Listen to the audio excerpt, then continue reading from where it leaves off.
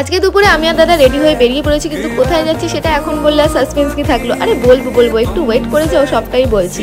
এই যে আমি আর দাদা যাচ্ছি লঞ্চে করে খেয়া পেরিয়ে, আর ওই পার থেকে একটা লঞ্চ আসছিল আর আমাদেরটা এপার থেকে যাচ্ছিল। আর এখানে দাঁড়িয়ে থাকতে কি যে ভালো লাগছিল, ঠান্ডা ঠান্ডা হাওয়া দিচ্ছিল। আর ফাইনালি আমরা চলে এসেছি কোথায় দেখতে পাচ্ছ, রয়্যাল এনফিল্ডের শোরুমে।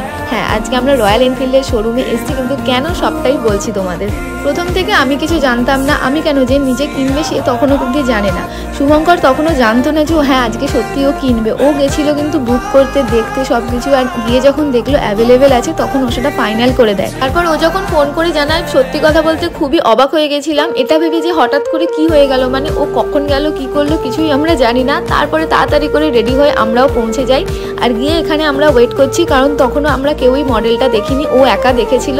তারপরে আমাদের ওখানে একটু কফি দেয়, কফি খেতে খেতে ওয়েট করছিলাম যে কখন ডেলিভারি হবে। তোমাদেরকেও নেক্সট পার্টে দেখাচ্ছি ও কি মডেল নিয়েছে, তার জন্য চ্যানেলটা সাবস্ক্রাইব করো।